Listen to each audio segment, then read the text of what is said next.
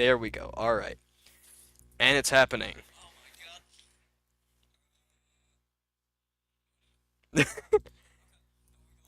Yep, we're going. It's you're just I don't know why I can't. Here, say something. Put it. Put it. Hello? Huh? What's happening?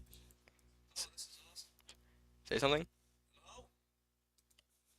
Mm, something is not right.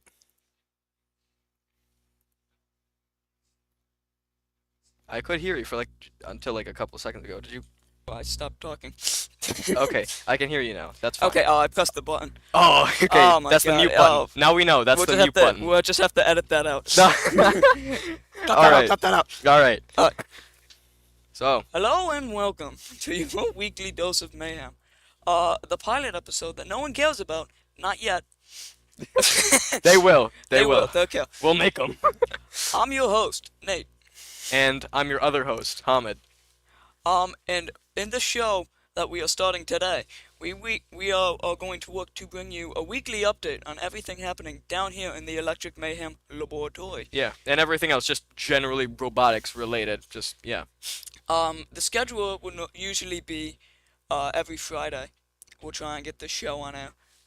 But for reasons explained later in the show, we couldn't do that this week. Yeah. But next week it will probably be on Friday, Yes. unless the school decides to throw a curveball at us once again. Yeah. So it should be on Friday. When's like 10:45? What is it? Around that time. Yeah. So, let's get on to our first topic of the evening. Last week, for all of you FTC guys out there and gals And gals. and everyone in between, Yep. you will know that kickoff happened last weekend. We held kickoff at our school.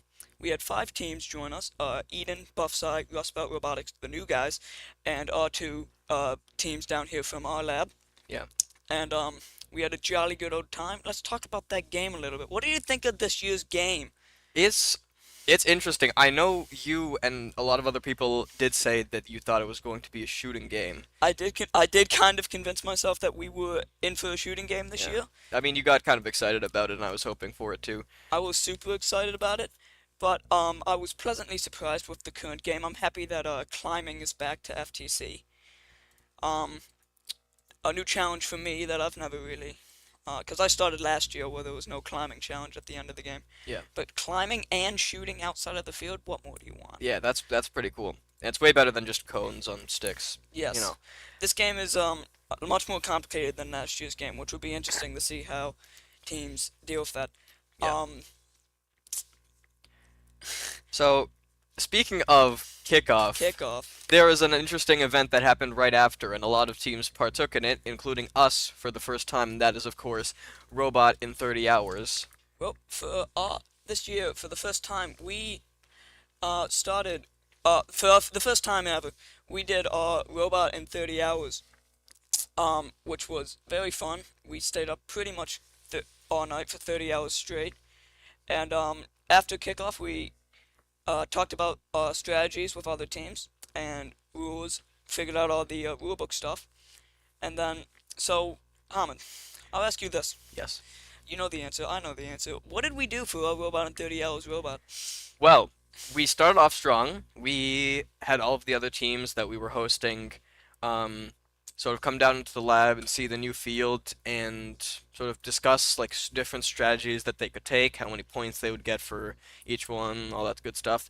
So it was off to a good start. We had like we actually live streamed the whole thing on this channel as well. You can actually see those VODs in the live tab. So we started off good. We had this like splits timer for like speed running, and it showed like what the steps were to getting a robot. And we did some strategy. We kicked the other guys out, so it was just us. And then we did a little bit more strategizing, and we ended up like figuring out we want to do a Mechanum drive base, and then like all the other stuff as well for climbing and whatnot.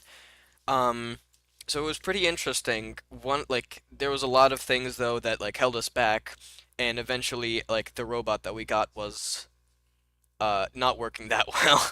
So you can see on the third live stream that um as soon as we turned it on, drivetrain was working great.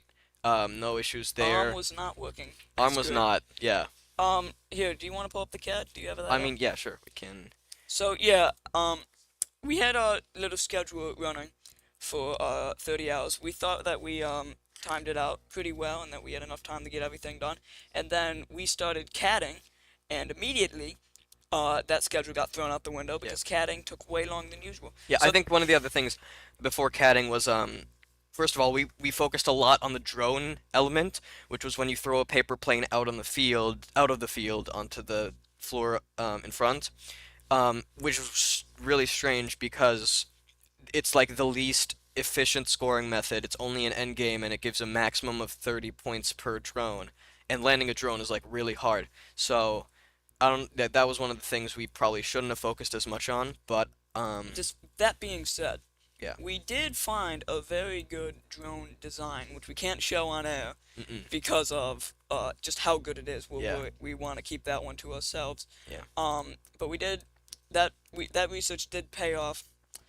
We did go back and forth a lot whether or not we wanted to shoot that drone. Here, do you want to open up that drivetrain CAD? I got the drivetrain CAD. Or I got the whole like final assembly. That's fine. Okay. So if you look at the drivetrain of Hold that on. final assembly, as you can see that the drivetrain, which worked pretty well, it's very small. The entire robot is only about 13.5 inches by 13.5 inches. And if you look at the front of that drivetrain, you can see the that 90-degree gearbox spinning that front wheel. That allowed us to not have to belt drive the drivetrain, which made the drivetrain work as well as it did. And then if you draw your attention to the top of the robot, you can see Oh, I just extended the linear slide. Anyways. the arm that we went with.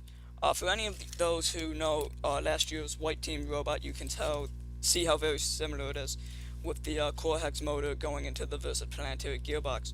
So the reason our arm didn't work like at all was that versatile gearbox, the connection between the gears within and the 5mm hex shaft coming into it just immediately shedded itself the second we tried to move the arm. So that didn't work too well. One of the other things that was different, I guess, between uh, last year's robot and this year's robot, although the strategy was the same, one thing is that the arm is significantly like heavier because of like this huge polycarbonate Polycarbonate. sheet right here for mounting all of the hardware. Yes. So in the actual like robot that we're going to use for competition, we probably won't want to do something like that. Yes.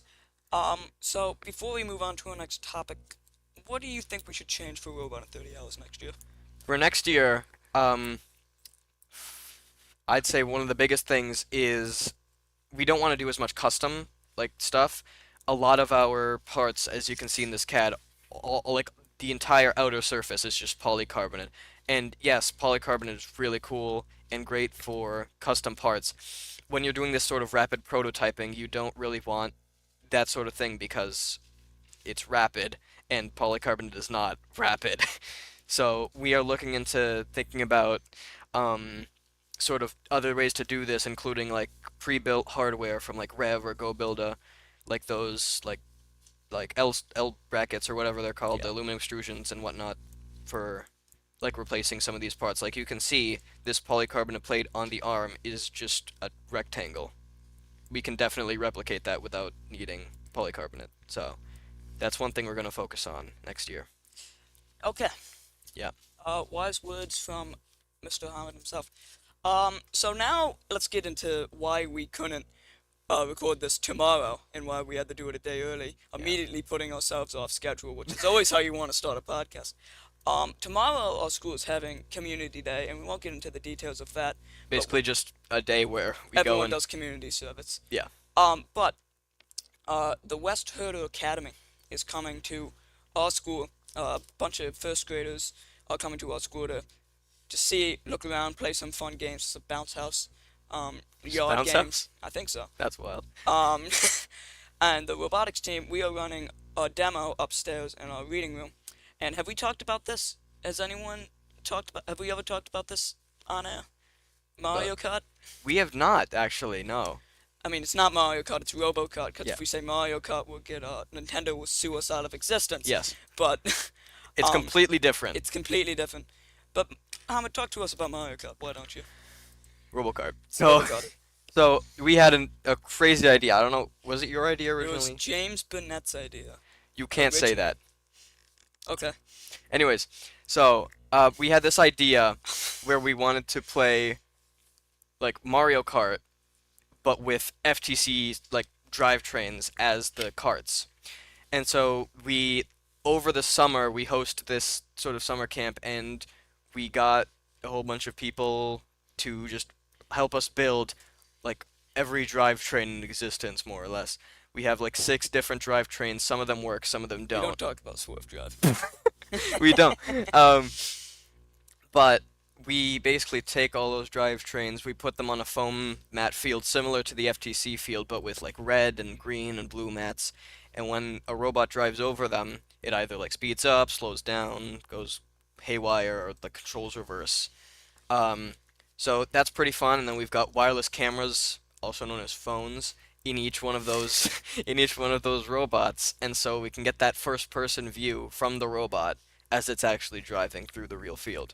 So tomorrow our demo is gonna be that a bunch of the first graders are gonna drive the drivetrains around. Those drivetrains also double as test spots. So at the beginning of the season, and we did this a bunch during our robot in 30 hours, is just drivetrains, so we can just drive them around on the fully built field and see what we like and what we don't. We'll have some other demos running tomorrow, so that will be a fun outreach opportunity for the team. Yeah, Um, and that's also why we can't do this tomorrow. Also, why we can't do it tomorrow. Yes. Hopefully next week though we will be live during scheduled Friday time. Alright. Anything else you want to say before we sign this off? Um, I mean, I'd like to say that for the 0 people watching right now, thank you for supporting us through this project. Um, I, Um, yeah, yeah, this was an idea that we came up with literally on Monday, and now it's a whole podcast. So that came in quick. yeah, That came in quickly. So I guess all there is left to say is see you next week. yep. And thank you for watching. If you're watching the VOD instead of the live broadcast, then you suck. No, I'm kidding. No. Um, but yeah, thank you for watching, and yeah. We need to get a better way to sign this off. Good night, everybody.